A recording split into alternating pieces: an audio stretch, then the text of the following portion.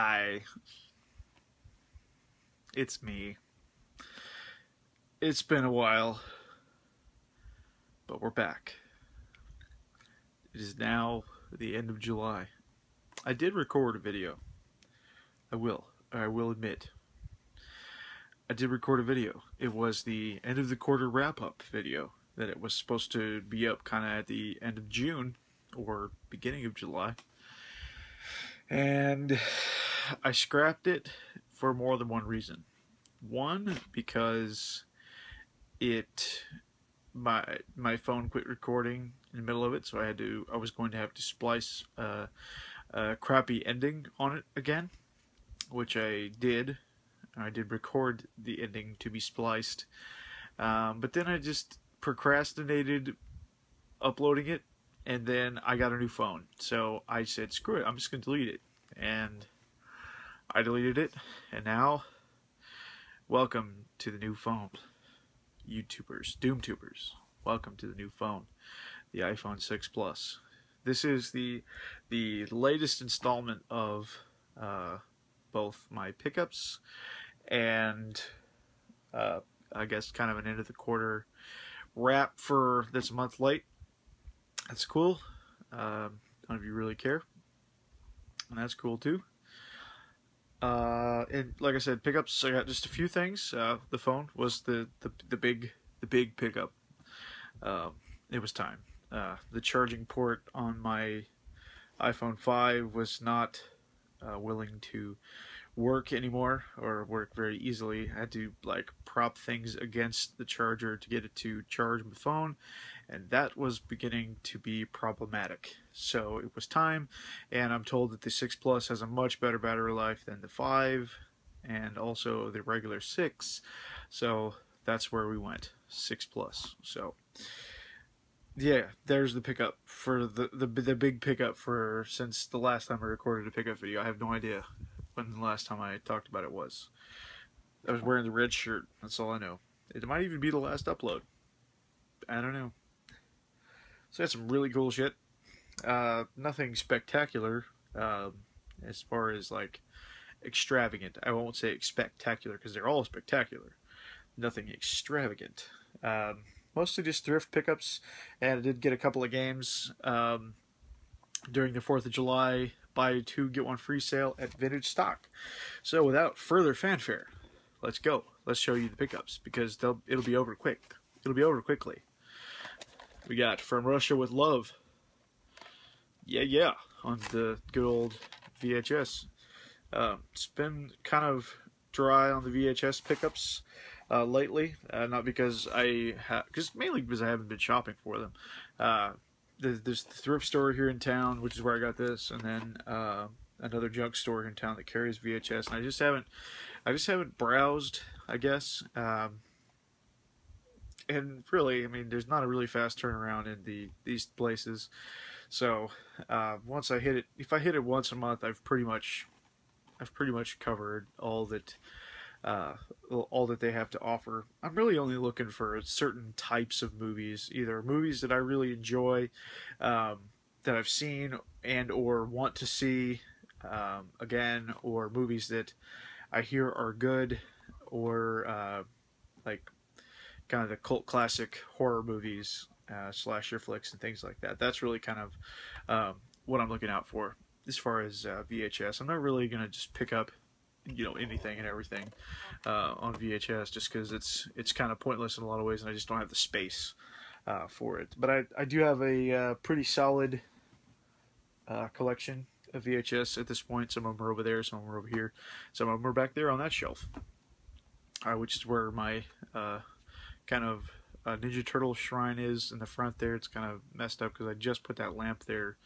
like 10 minutes ago to get it out of my way, because I did some rearranging up here a little bit, so I had I needed to move that. It's been over here, but it's been way out of place. So one of these days I'll get this place cleaned up, and we'll do a proper lab tour, Doom lab tour, just because I enjoy doing those type of things, and just kind of show you excessive collection here of just random stuff. I've got just a lot of just stuff laying around, not just games. Games are pretty much confined to right here, and then it's movies over here and back there and over there, back there and over there, and books on this side of me as well, and music. So all my CDs are back there, cassettes are over there, and my records are down there. So there's this it's just everywhere. This room is just full of junk. But anyway, speaking of records, I did pick up some records. These are some really cool things. 3 of them I found at the thrift store. The other one did get the finished stock as part of the buy 2 get 1 free sale, because it was mix and match. You could get music, movies, or games. So I got 2 games and a record. First off here, this is a really cool, it's a 12-inch single. My guess is it's for a DJ or something like that. It's demonstration only, not for sale. It is Journey's Separate Ways, Worlds Apart.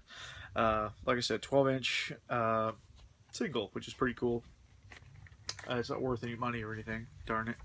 But it is pretty awesome to have, and just so happens this is actually my favorite Journey song. I'm not even a huge fan of Journey, really. I think most of their stuff is kind of cheesy and annoying, but I've always loved this song, and I've always loved the cover of this album. I forget what the actual album is called, but it has the same head spaceman with the boop. Reminds me of 2001 Space Odyssey, kind of. I forget what the actual record's called, but yeah, this is a single, and I thought it was pretty cool. And my thrift store has recently kind of raised the prices of certain things, not everything, but I don't know if they discovered that people like records or what, I don't know, but they used to be like a quarter or 50 cents. Now they're $2. So $2 for me though was worth it for this and for these 2, which I was super happy to get, just because that works nicely. Just because I love kind of 70s, 80s progressive rock, and that's kind of where I'm trying to focus my my actual vinyl collection, is kind of with those type of things, some kind of 70s and 80s prog rock and some classic rock stuff that I really like, and some classic metal. Love to get, you know, all the Sabbath that I can on vinyl, Kiss and that sort of stuff that I like, but mostly I want to focus on the prog rock, and I did find 2 Alan Parsons Project records. Now this one, the sleeve is just in horrible shape. I think that all 3 of these that I showed, that Journey single and then these 2 Alan Parsons records, came from a radio station. I don't know which, or you know, whoever gave them to the thrift store, I think, got them from a radio station, just because there were some stickers on the sleeve and on the record itself, talking about what tracks to play and things like that. I think that it came from a record store, not a record store, radio station.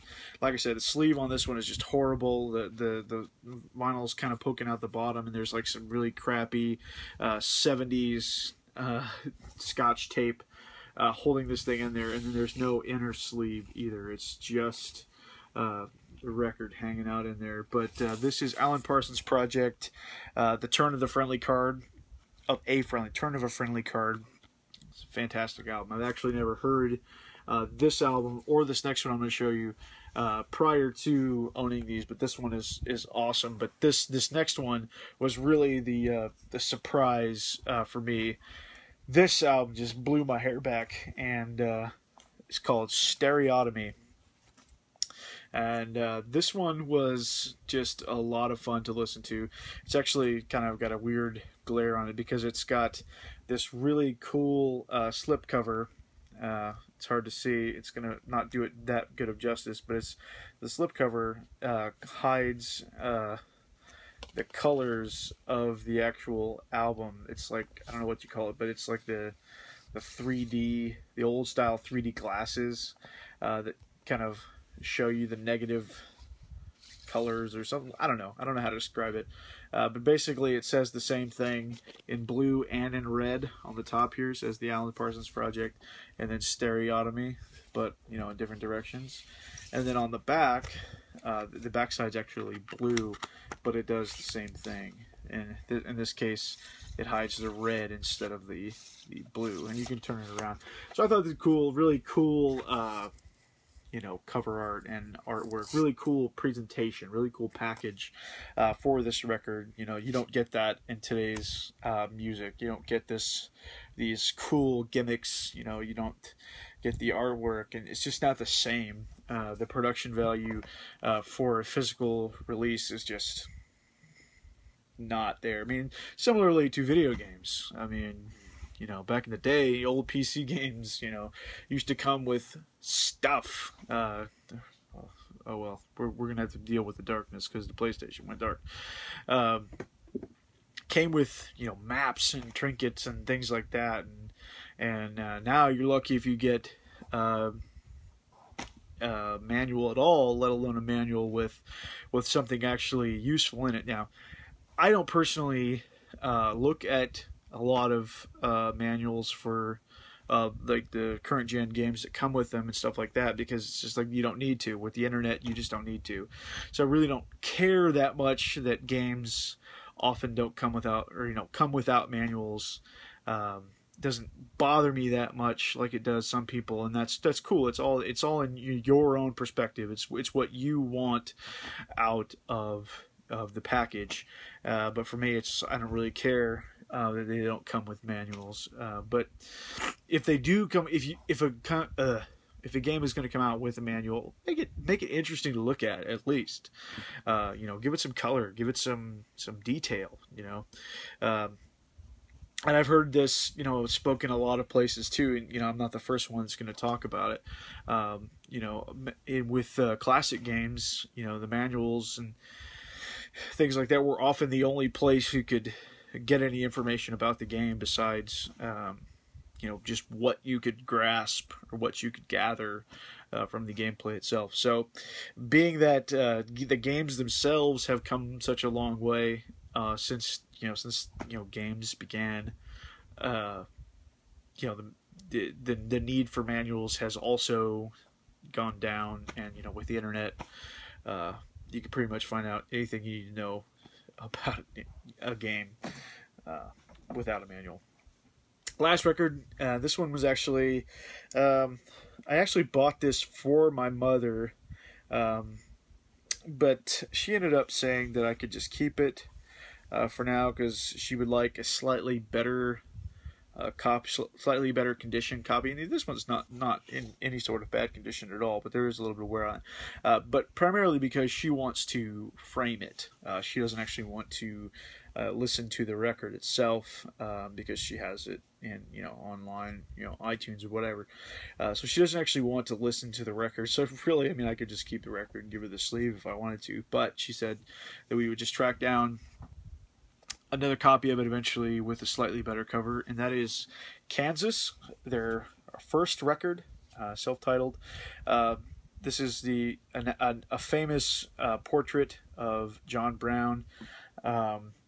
If you're up on your history, he is a very a figurehead for a pseudo revolution during the Civil War, or just prior to Kansas becoming a union state, involved in the Civil War. And he had there's some history surrounding him. I'm not going to go into a whole lot of detail, but this is a very famous painting.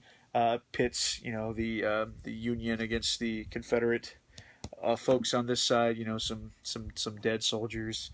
It's a very iconic portrait, and I am from Kansas. I do reside in Kansas, and I believe that this portrait hangs. The actual portrait, it's a very big portrait, is in the Capitol.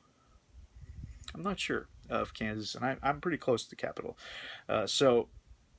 this band is obviously from Kansas, and this record is significant, and of course the cover art is also significant to me and my state. So I thought and my mother thought the same, which is why she wanted it, and she's a fan of the band. So Kansas, oftentimes considered just a just one of the generic bands from the 70s that had a couple of hits and Carry On My Wayward Son and Dust in the Wind, but really they had a lot of albums. They put out a lot of albums, and they got pretty deep into the progressive rock genre. Like, they're actually a pretty awesome band. Like, and their radio hits are not necessarily indicative of that. So if you're into some 70s and 80s prog rock, I do suggest you kind of look into Kansas discography, because there's actually some pretty cool stuff. All right, last couple things here. The games. These are not fancy or special. They're special to me. One of them is special to me. I don't know. The other one might suck. I don't know. The first one that might suck is Shepherd's Crossing on the PlayStation 2. This was like $10, and it is like another farm sim type game. But I've looked up some gameplay. It looks a little bit different than your Harvest Moons, but similar to it. I think this was a pretty late release for the PlayStation 2, and I believe that there's 1 or 2 games on the DS as well. Shepherd's Crossing might even be a PSP game, I'm not sure, but this is a PS2 version. I do love farm sim type games, so I bought it. And the last game here, last thing, period, is a game that's actually pretty near and dear to my heart. I never actually owned this game. My brother-in-law had it when we were younger, and I had borrowed it from him and played the ever-loving out of it. I played this game a lot, like my senior year of high school, and that is Tony Hawk's Underground for the PlayStation 2. I was actually a humongous fan of the Tony Hawk series. When I wasn't really playing a lot of other games, kind of, I don't know. When I wasn't really playing a lot of other games, I was playing Tony Hawk still. There were so many. This is like the original Call of Duty, craze, like yearly releases. There was a Tony Hawk game that came out like every year for a while there, and my brother-in-law and I were fans. He had Tony Hawk 3, and I had Pro Skater 4, and then he got Underground and Underground 2 and American Wasteland, and I think that's all the further he went. But seriously, this was a crazy popular series, for at least for my circle of friends. A lot of us played Tony Hawk, and this one was actually really cool because it brought a really, in my opinion, good story mode. It's not like groundbreaking or anything like that, but it is a good story mode for a skateboarding simulator. And it's got some RPG type elements. It's not an RPG, not saying that, but it's got some leveling up.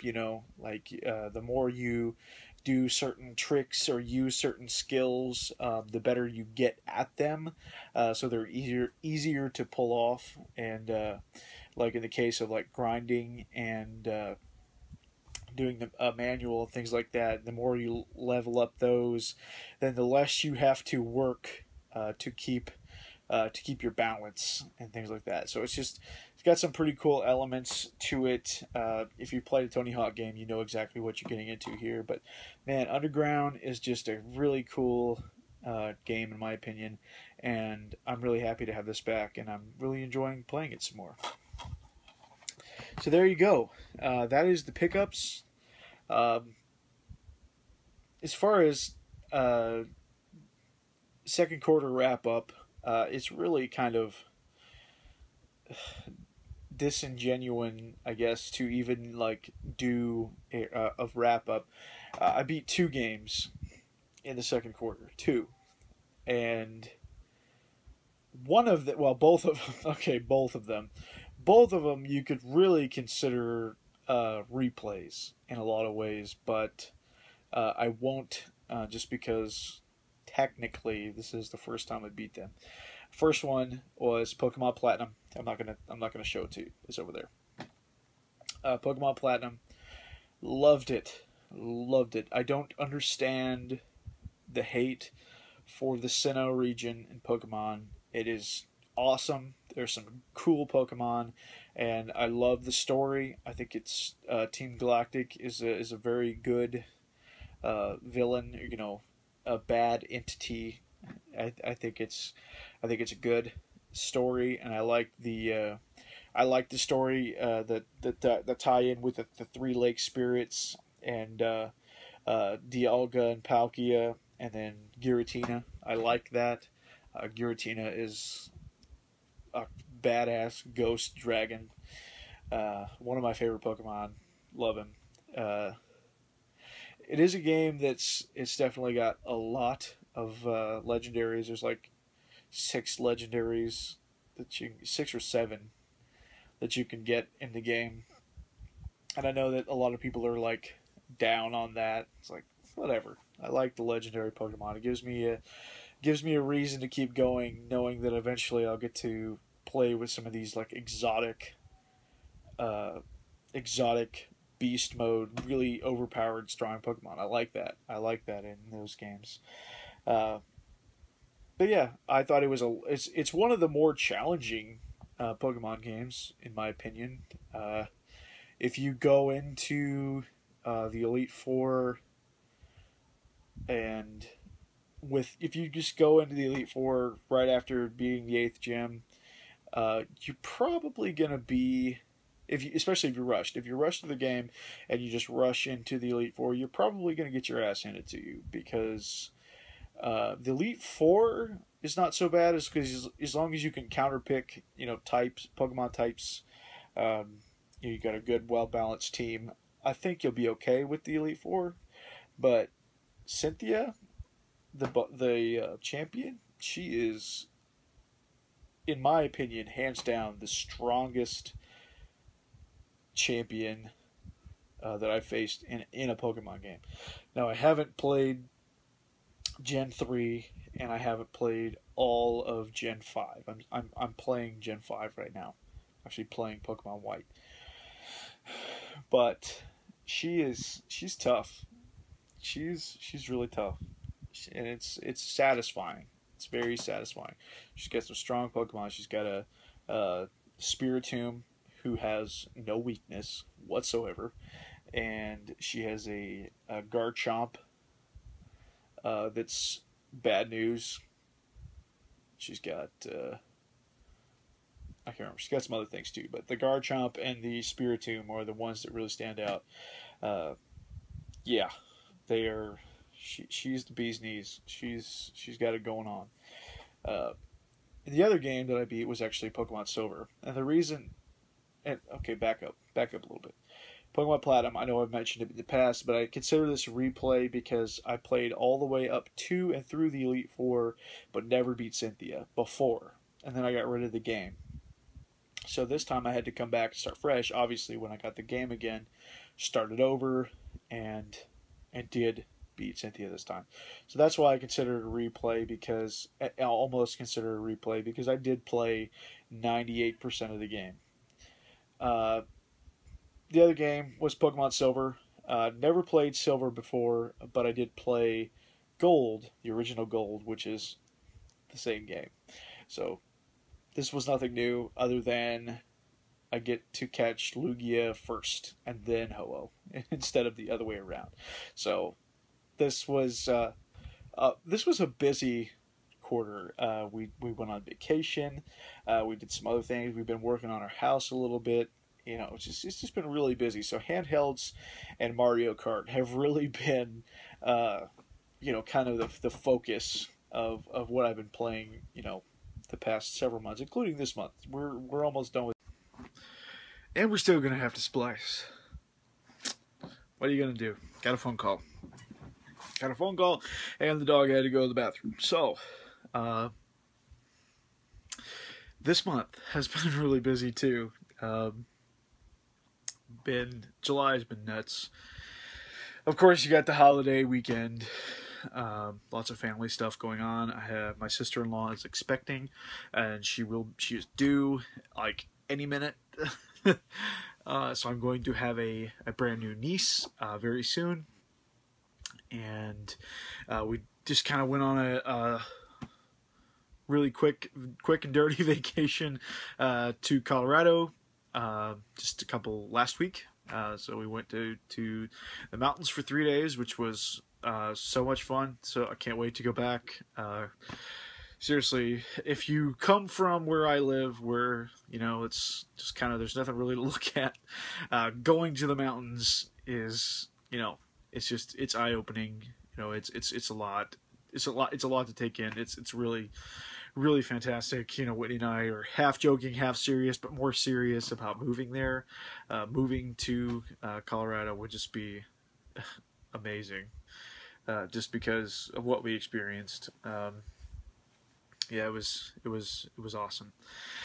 And we did get a new dog. Yes, I know, we are in fact crazy. We already have 5 dogs, 5 Yorkies, and now we have another one. We have an English Bulldog now. He's a rescue. He's not really so much a rescue as it was a surrender.